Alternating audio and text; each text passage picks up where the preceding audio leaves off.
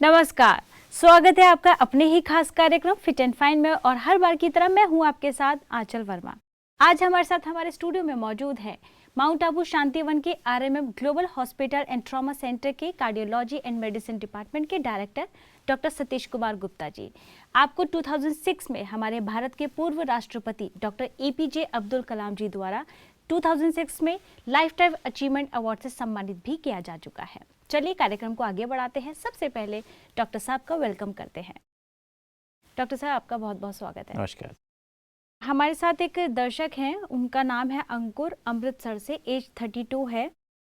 इनका क्वेश्चन है कि मुझे प्यास बहुत कम लगती है। पहले तो मैंने कभी ध्यान नहीं दिया, लेकिन अब कुछ साल से मैंने ध्यान देना शुरू कर दिया है। बॉडी में शायद इसी वजह से बहुत ड्राइनेस आ गई है। मुझे पानी पीने के लिए अलार्म लगाना पड़ता है। कभी कभी ऐसा होता है कि पूरे दिन में बस एक बार ही पानी पीता हूँ। इसी वजह से मेरे पेट भी 2 दिन में साफ होता है। बाकी ऐसी कोई और बीमारी मुझे नहीं है, लेकिन क्या करूँ ये कभी आगे दिक्कत ना करे मुझे। अंकुर जी, बेसिकली पानी जो है हमारी बॉडी का लगभग 65 to 70% जो कंपोनेंट है, टोटल अगर आप वेट 70 kg है तो लगभग उसमें 45 से 49 किलो वज़न पानी का है। और पानी तो एक रेगुलर सारी तरह के मेटाबॉलिज्म के लिए आवश्यक है, चाहे खाना पचाना हो, चाहे खून का बहना हो, एकदम बॉडी के डिफरेंट जो रिक्वायरमेंट्स हैं, न्यूट्रिएंट्स को बॉडी में एक दूसरे से जगह पहुंचाना हो, पानी के बगैर कुछ भी पॉसिबल नहीं है ना। बिल्कुल। तो पानी तो हमको रेगुलर कम से कम 8 से 10 गिलास पानी पीना होता है। और अगर आप अपनी हैबिट बना लें, डेली आप समय पर पानी पिए, जैसे सुबह उठ के 1 गिलास पानी पी लें, नींबू डाल के आप शहद डाल के ले लें, सुबह सुबह मतलब टॉयलेट जाने से पहले ले लें।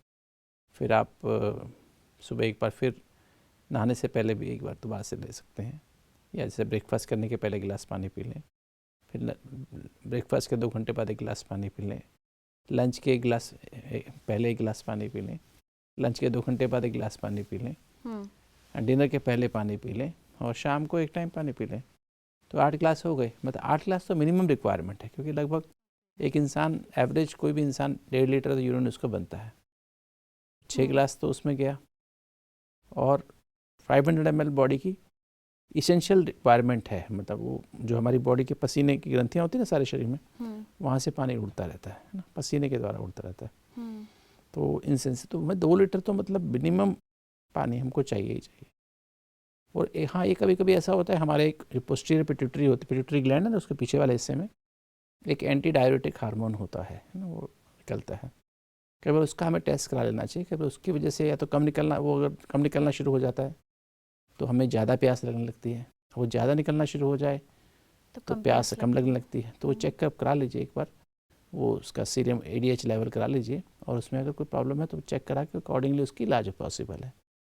एक हम पिट्यूटरी का स्कैन भी कर सकते हैं, MRI करा सकते हैं, और उसमें पता लगा सकते हैं पिट्यूटरी का साइज़ तो नहीं बढ़ गया। कितने साल से, आपने नहीं बताया कितने साल से समस्या आई आपको? इन्होंने बोला कि काफ़ी साल से, लेकिन नोटिस मैंने अभी कुछ टाइम से करना शुरू किया है। तो इसके लिए हमें कई बार बच्चों को माइक्रोएडिनोमा पिट्यूटरी का हो जाता है, यंग एज में भी हो जाता है, ओल्ड एज में भी हो जाता है। अच्छा। पर यूजुअली यंग एज में होता है, यूजुअली बिलो 50 ईयर्स में होता है, 45 to 50 में हो जाता है, 30 में भी हो सकता है, 25 में भी हो सकता है। तो इसमें कभी भी वो एडिनोमा हो सकता है, पर आपने क्योंकि टाइम नहीं लिखा है इसलिए मैं आपके ऊपर इस पर ज़्यादा डिटेल नहीं कर सकता हूँ। एक सीरम ADH लेवल करा लीजिए, तो उससे हमें पता लग जाए कि एग्जैक्टली आपको कुछ ऐसी तो पैथोलॉजी तो नहीं है, बट काफ़ी समय फिजियोलॉजिकल होता है, नॉर्मल होता है। हम लोग पानी पीने पर टेंशन नहीं रखते हैं, फिर धीरे धीरे हमारी बॉडी की रिक्वायरमेंट हमें पता ही नहीं लगती है ना। तो इसलिए पानी तो ज़रूर पीना चाहिए, और कम से कम 8 गिलास, तो 8 से 10 गिलास पानी, चाहे वो सर्दी हो चाहे गर्मी हो, हमें अटेंशन रख के पीना एक बार शुरू करेंगे तो धीरे धीरे आपको पीने की आदत पड़ जाएगी, और फिर आपको प्रॉब्लम नहीं होगी। क्योंकि अगर आप पानी नहीं पिएंगे तो कब्ज़ी भी रहेगी, कॉन्स्टिपेशन रहेगा, स्किन ड्राई होगी, और भी बहुत सारी बीमारियां आपको हो सकती हैं। अच्छा, तो डॉक्टर साहब, जैसे ये इनका प्रॉब्लम है कि इनको प्यास नहीं लगती, ये किसी और मेन क्या कारण मैंने होता है बताया ना, कि एक हार्मोन्स का कारण, जो पिट्यूटरी ग्लैंड में एक प्रॉब्लम हो सकती है, मैंने बताया उसका टेस्ट करा लें। ADH एंटी डायरेटिक हार्मोन होता है, तो वो आप टेस्ट करा लें। यूरिन आउटपुट कितनी है आपकी, डेली आप कितना यूरिन पास करते हैं वो भी आप पता कर लें, और किडनी का भी एक पूरा टेस्ट करा लें, है ना, कि उसमें पता कर लें किडनी तो ठीक काम करे, किडनी प्रॉपर यूरिन के अमाउंट बना रही नहीं बना रही है। तो उसको देख लें है ना। जी। बस एक किडनी का, एक पेट का अल्ट्रासाउंड भी करा लें, किडनी का भी थोड़ा पता लग जाएगा। तो इस तरह से आपको अगर ये टेस्ट करा लेंगे तो आई यू विल सर्टेन कि आपको कोई बीमारी नहीं है। बट ये मैं दोबारा से बता रहा हूँ कि आपको 8 से 10 गिलास पानी पीना ही है हर हालत में, है ना। ऑलमोस्ट एवरी 2 आवर्स 1 गिलास पानी पीना है।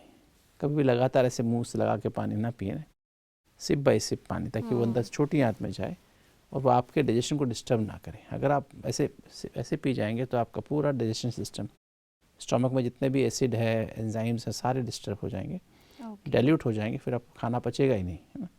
और खाने की मूवमेंट भी ख़राब हो जाएंगे आगे, पूरी 24 फुट लंबी आंत में खाने की मूवमेंट से असर पड़ता है। तो आप अपने आप को इस बारे में, मतलब जैसे होता है कई चीज़ें होती हैं, जैसे हमें विटामिन के बारे में पहले पता ही नहीं था कि विटामिन क्या होते हैं, तो लोगों को स्कर्बी, विटामिन सी की कमी से स्कर्बी हो जाती थी, विटामिन डी की कमी की वजह से कुछ प्रॉब्लम्स हो जाती थी, ऐसे ही कुछ ए की वजह से आंखें ख़राब हो जाती थी। तो पता लगा ये कारण है, तो फिर लोगों को विटामिन ए दिया गया तो उसकी आंखें ठीक होने लगी, डी ही दिया गया तो उनकी हड्डियों में मजबूती आई, सी दिया तो स्कर्बी की बीमारी ख़त्म हो गई, है ना। बी के भी कमी से कुछ होता था, कोई प्रॉब्लम्स होती थी, तो उसको जब दिया गया तो रेगुलर ध्यान रखा गया तो बी की कमी ख़त्म हो गई।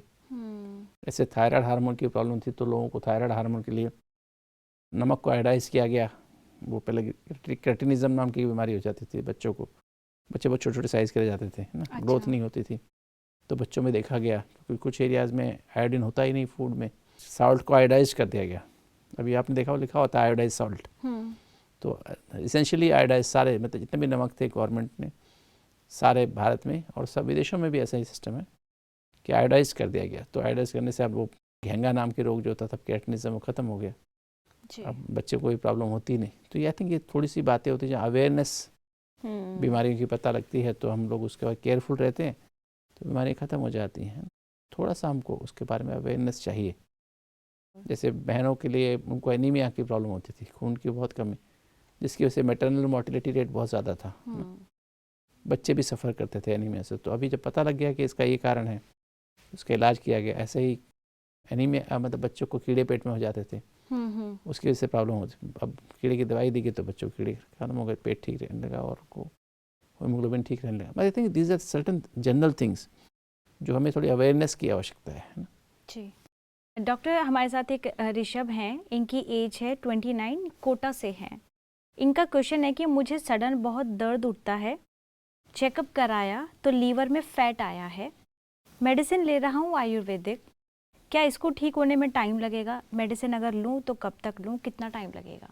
फैटी लीवर जो है आजकल के बच्चों को बहुत है, क्योंकि वो अधिकतर जंक फूड खाते हैं, फास्ट फूड्स खाते हैं, समय पर नहीं खाते हैं, बिना ऐसे ही बहुत ज़्यादा, मतलब उनको टेस्ट के ऊपर भागते हैं।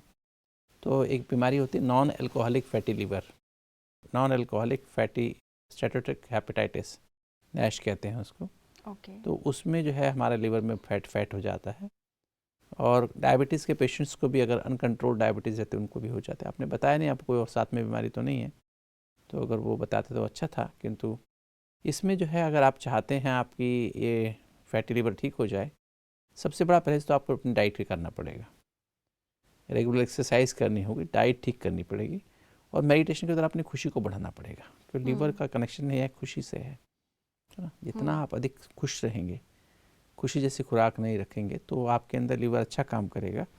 और अपने फैट को, अपने जो खाने में low fat high fibre diet खाएं। और इवन जो बहुत ज़्यादा जो रिफाइंड शुगर्स हैं, चीनी, गुड़, शक्कर, ये जो एक्स्ट्रा अमाउंट में लेते हैं हम, मीठी चीज़ें खाते हैं, मिठाइयाँ खाते हैं, तो वो आप छोड़ दें, है ना। तो जितना आपको अपनी डाइट को मैनेज करें, जो हमने कई बार डाइट चार्ट डिस्कस भी किया है, तो अगर डाइट चार्ट को, उसी डाइट चार्ट को आप रेगुलर फॉलो करेंगे, अपनी घड़ी के अनुसार, अंदर की घड़ी के अनुसार भोजन स्वीकार करेंगे, और भोजन को बहुत चबा करके, अच्छे से च्यू करके, so that it is properly presented to the stomach. क्योंकि हमें प्रॉपर मशीन को चीज़ देनी होती है ना, नीचे बड़ी मशीन में जाएगा खाना, उसके पहले इसको प्रिपेयर तो करना पड़ेगा ना, तभी तो आप डालेंगे, तभी तो वो रिसीव करेगा, नहीं तो रिसीव ही नहीं करेगा। और प्रॉपरली आप इसको करेंगे तो आई थिंक, मैं समझता हूँ आपका, बट ये मत समझिए कि आयुर्वेदिक दवाई से ठीक हो जाएगा, है ना। आयुर्वेदिक दवाई, एलोपैथी दवाई इसको ठीक नहीं करती हैं, दे कैन हेल्प ओनली, है ना, कुछ पार्ट तक हेल्प कर सकती हैं। तो उसका जो मेन कारण है आपका जो रॉन्ग लाइफस्टाइल है, गलत टाइम पे सोना, गलत टाइम पे उठना, गलत टाइम पे खाना खाना, बहुत ज़्यादा जंक फास्ट फूड खाना, शुगरी फूड खाना, है ना, मतलब high fat, high sugar and creamy diet, है ना। ये नया वर्ड शुरू हुआ है, high fat, high sugar, creamy diet. जो जीभ को तो अच्छी लगती है, टेस्ट अच्छा लगता है, बट बॉडी के लिए बहुत नुकसान है। होटल्स में, रेस्टोरेंट्स में आजकल बच्चे खाना खाते हैं, पिज़्ज़ा खाना, बर्गर्स खाना, जो ब्रेड, बहुत ज़्यादा ब्रेड का इस्तेमाल करना, कोल्ड ड्रिंक्स, नूडल्स वगैरह, हाँ कोल्ड ड्रिंक्स पीना, हाँ मैगी है, जो चाइनीज़ फूड्स होते हैं वो लेना, ज़्यादा मात्रा में मैदा के बने हुए फूड्स लेना, ये सब उन्हीं की वो होती है। तो अपने जीवन शैली को पहचान जाइए, नहीं तो अदरवाइज़ क्या होता है, आजकल बच्चों को सिरोसिस भी होना शुरू हो गया है यंग एज में। अपने वज़न को देखिए, आपका वज़न कितना है, वेट कितना है, try to maintain your weight. जितनी आपकी हाइट इंचज़ में है, उतना ही लगभग उतने ही किलो वज़न आपका केजीज़ में होना चाहिए। अगर आप 5'6" हैं, 5'8" हैं, तो 5'6" मीन्स आपका वज़न 68 है, मतलब 5'8" आपकी हाइट है, तो 68 kg आपका वेट होना चाहिए, प्लस माइनस 4 kg आप कर सकते हैं ना, दैट इज़ ओके, बट ज़्यादा वेट मत बढ़ाइए। और अपने मन का वेट उससे भी ज़्यादा ज़रूरी है, आपका मन का वेट मत बढ़ाइए। मन को हल्का रखिए, और मन को हल्का रखने का तरीका है, एक तो मेडिटेशन, राजयोग मेडिटेशन करें, और दूसरा अपने मन को अच्छा लिटरेचर दें। अच्छे, जो आजकल सोशल मीडिया के द्वारा आप गलत चीज़ें देखते हैं, बहुत टू मच, आज हम मीडिया से कनेक्ट हो गए, बहुत सारी चीज़ें बेकार देखते रहते हैं, जो हमारी टाइम तो वेस्ट करती हैं, किंतु हमारी खुशी को भी गायब कर देती हैं। हमारी टीम जो थॉट्स, इमोशंस, एटीट्यूड्स और मेमोरीज़ को जो आप इनपुट दे रहे हैं, वो नेगेटिव दे रहे हैं, जो कि आपके अंदर डिप्रेशन पैदा करती है, खुशी गायब करती है, सेंसिटिव और इमोशनल बना देती है, जिससे कि आपकी सारी जो बीमारी है, लीवर की बीमारियां हैं, बहुत बड़ा कंपोनेंट है। जैसे मैं एक एग्जांपल देता हूँ, कई बार हम कहते हैं कि भाई, जैसे कि हमें लीवर में अपने फैट सारे लीवर में ही बनते हैं, कोलेस्ट्रॉल डिफरेंट टाइप के, अच्छा कोलेस्ट्रॉल भी, बुरा कोलेस्ट्रॉल भी। एक होता है गुड कोलेस्ट्रॉल HDL, एक होता है बैड कोलेस्ट्रॉल LDL, और एक होता है ट्राइग्लिसराइड। ये हमारे लीवर में उनका सिंथेसिस होता है। तो लगभग 70% कोलेस्ट्रॉल का निर्माण हमारे लीवर में ही होता है। अब जैसे मैं एग्जांपल देता हूँ कि हम कई बार हमें गुड कोलेस्ट्रॉल बहुत कम हो जाता है, ट्राइग्लिसराइड बहुत ज़्यादा बढ़ जाता है, तो हम कहते हैं कि भाई आप जो है ये ड्राई फ्रूट्स खाइए, बादाम खाइए, फ्रूट्स 3 हेल्पिंग फ्रूट की लीजिए, सुबह एक बार 7 बजे लीजिए, फिर 11 बजे लीजिए, फिर शाम को 4-5 बजे फ्रूट्स खाइए, सीजनल फ्रूट खाइए, ज़्यादा मात्रा में अंकुरित खाइए, सलाद खाइए, ब्रेकफास्ट लंच के पहले सलाद खाइए। मैं आपके लिए बता रहा हूँ कि आप ये खाने से आपका फैट लीवर ठीक होगा, पर मतलब सब कुछ लेने के बाद भी आपका जो गुड कोलेस्ट्रॉल है, HDL जिसे कहते हैं, ये आपका लीवर ठीक हो जाए, वो नहीं होगा ये सब खाने के बाद भी। क्योंकि जैसे अगर आपने मान लीजिए आपको मैंगो शेक बनाना है, आपने मिक्सी में और जार में आपने मैंगो डाल दिया, दूध भी डाल दिया और शुगर भी डाल दी, मान शुगर डालना चाहते हैं तो शुगर भी डाल दी, और आपने प्लग भी लगा दिया, और आपने स्विच नहीं दबाया, तो क्या होगा? अगर 2 घंटे भी एक जार में पड़ा हुआ है, वो रेडी तो हुआ तो ही नहीं, वो बना तो मैंगो है शेक तो नहीं बनेगा। 3 घंटे ही पड़ा रहे तो मैंगो शेक तो नहीं बनेगा। ऐसे ही आपने फूड तो खाया, हेल्दी फूड तो खाया, किंतु उसका जो ट्रिगर है ना, वो है अतीन्द्रिय सुख, है ना, अतीन्द्रिय सुख, सुपर सेंसुअस जॉय। वो कहाँ से आएगा? वो तो आपकी लाइफ में है नहीं, क्योंकि आप सेंसिटिव हैं, इमोशनल हैं, थोड़ी थोड़ी बात राई का पहाड़ बना लेते हैं, सार को विस्तार में ले जाते हैं, है ना, तो आपको खुशी गायब हो जाती है। तो आपने अपना रिमोट दूसरों के हाथ में दिया हुआ है ना, थोड़ी सी बात में आपका मूड कोई ख़राब कर सकता है, तो फिर आपका कितना मर्जी आप चीज़ें खा लें, फाइबर भी खूब खा लें, है ना, तो फिर भी आपका प्रॉब्लम तो ठीक नहीं होगी, क्योंकि खुशी चाहिए। ट्रिगर जो है वो हमारा खुशी है, लीवर को और पेट को ठीक करने के लिए। तो ये आपको इसकी इंपॉर्टेंस समझने की आवश्यकता। कई बार मुझे आके बताते हैं, हमने आपका ये जो डाइट प्रोग्राम बहुत अच्छे से फॉलो करे, पर हमारा लीवर तो हमारा बस थोड़ा इंप्रूवमेंट हुई थी, उसके बाद इंप्रूवमेंट ही नहीं हुई। हाँ जी, हम वहीं के वहीं खड़े। तो जब उनको थोड़ा मेडिटेशन करते हैं, ऐसे मेरे पास बहुत सारी केस स्टडीज़ हैं, बहुत सारे पेशेंट्स हैं, जब वो मेडिटेशन करना शुरू करते हैं, साथ में खाने का भी परहेज, ऐसे नहीं खाली मेडिटेशन से ठीक हो जाएगा, मेडिटेशन करें साथ में भोजन भी, क्योंकि रॉ मटेरियल तो नहीं, ये तो रॉ मटेरियल है, पर उसको ट्रिगर करने वाली, क्योंकि हमारा लिवर फैट को यूज़ कर रहा है, हमारा लिवर फैट को यूज़ कर रहा है for metabolism, it is not able to use glucose, वो ग्लूकोज को यूज़ नहीं कर रहा है, ग्लूकोज को यूज़ करना चाहिए मेटाबॉलिज्म के लिए, एनर्जी प्रोड्यूशन के लिए। तो वो क्या कर शुरू कर देता है, जब glucose is not available, basically insulin resistance है। हम सारा दिन स्ट्रेस में रहते हैं, हमारे इंसुलिन ज़्यादा निकलती है और स्ट्रेस की वजह से हमारी लिवर से भी ग्लूकोज निकलता रहता है, कॉर्टिसोल निकलता रहता है हमारे एड्रिनल ग्लैंड से। तो एक विशेष साइकिल बन जाती है कि हमारा ग्लूकोज भी ज़्यादा नहीं लगता है और इंसुलिन भी ज़्यादा नहीं लगती है। उससे हाइपर इंसुलिनीमिया हो जाता है, इंसुलिन रेजिस्टेंस, मतलब पुलिस भी खड़ी है और चोर भी ज़्यादा है, ऐसी सिचुएशन हो जाती है। अच्छा। और फिर बॉडी क्या करती है, जो फैट है ना बॉडी पे, जो एक्स्ट्रा फैट है, हाँ जी, उसको मेटाबोलाइज करने लगती है एनर्जी के लिए, क्योंकि एनर्जी तो चाहिए, जीने के लिए एनर्जी चाहिए। तो जब वो फैट को मेटाबोलाइज करती है लीवर के द्वारा, तो हमारा लीवर फैटी लीवर हो जाता है। Okay, right. तो फैटी लीवर को हमें क्या करना है कि हमें खाली खाने का परहेज नहीं है, हमें मेटाबॉलिज्म, जो रॉन्ग मेटाबॉलिज्म हो रहा है, ग्लूकोज का यूटिलाइजेशन होवे। तो ग्लूकोज जब खुशी बढ़ेगी तो आपका body less amount of cortisol बनाएगी। ओके, आपके जो एड्रिनल ग्लैंड से कॉर्टिसोल कम निकलेगा, तो ग्लूकोज कम मेटाबोलाइज होगा लीवर से, और भूख भी आपको कम मतलब ज़्यादा भूख नहीं लगेगी, नॉर्मल भूख लगेगी। और नॉर्मल खाना खाएंगे तो फिर क्या होगा, आपकी बॉडी का कॉर्टिसोल कम होगा, इंसुलिन लेवल भी कम होगा, ग्लूकोज लेवल भी नॉर्मल रहेगा। तब आपका कन्वर्जन शुरू होगा, इंसुलिन सेंसिटिविटी बढ़ेगी, थोड़ी इंसुलिन से ज़्यादा शुगर कंट्रोल रहेगी, तब आपकी लिवर ग्लूकोज को यूज़ कर पाएगा एनर्जी के लिए, मेटाबॉलिज्म के लिए।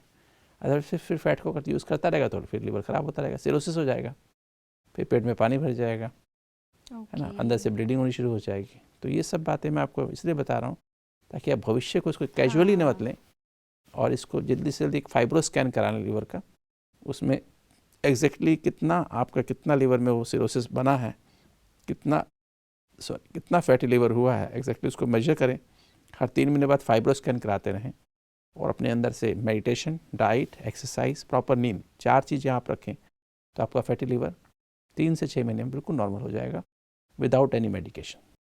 जी डॉक्टर साहब, आपने जिस तरह के जवाब दिए हैं, हमारे दर्शक जो हैं, बहुत ऑडियंस जो है हमारी बहुत स्मार्ट है। आपने जो बताया डेफिनेटली वो कर ही रहे हैं, क्योंकि हमारे पास कई सारे लोगों के ऐसे आपके प्रोग्राम देखते हैं तो उससे वो लोग सीख रहे हैं, क्योंकि जिस तरह के उनके हमारे पास कमेंट्स आते हैं तो वो यही सोचते हैं, यही बोलते हैं कि हम लोग मेडिटेशन से काफ़ी हम लोगों को रिलीफ मिला है। तो डेफिनेटली आज के मेडिटेशन अलोन नहीं, मेडिटेशन अलोन नहीं, इंटीग्रेटेड लाइफस्टाइल है कि जैसे डाइट ले रहे हैं, meditation without diet and exercise is not good, not good enough, क्योंकि एक आत्मा है, एक बॉडी है, दोनों कंपोनेंट्स हैं एक इंसान के। तो इसको भी, इसका और आपस में इंटीग्रेशन है, बैलेंस चाहिए। हाँ। तो मतलब बेसिक जो करंट है ना, जैसे मैंने आपको एग्जांपल दिया, इसका जो मैंगो शेक का एग्जांपल दिया, हाँ जी, कि रॉ मटेरियल भी चाहिए और ऊपर से करंट भी चाहिए, पावर भी चाहिए, पर बिना रॉ मटेरियल के भी करंट खाली क्या करेगी। तो दोनों चीज़ चाहिए, you have to have a balance. एक ह्यूमन बीइंग की लाइफ में balance leads to blessings and blessings lead to bliss. बिल्कुल, बैलेंस से हमें दुआएं मिलती हैं और दुआओं से आनंद आता है। बिल्कुल, जैसे कि आपने बात कही है कि बैलेंस लाइफ में होना बहुत ज़रूरी है, और वही ऑडियंस भी कर रही है। जिस तरह के उनके कमेंट्स हम लोग पढ़ते हैं तो समझ में आता है कि वो लोग बहुत उस चीज़ को अप्लाई भी कर रहे हैं, ये नहीं कि सिर्फ सुन ही रहे हैं, उनके जो अप्लाई करते हैं फिर वही चीज़ वो बताते हैं, तो डेफिनेटली समझ में आता है कि काफ़ी उनको फ़ायदा हो रहा है। आप यहाँ आए, हमारे दर्शकों के साथ जुड़े, उसके लिए आपका बहुत बहुत धन्यवाद। Thank you.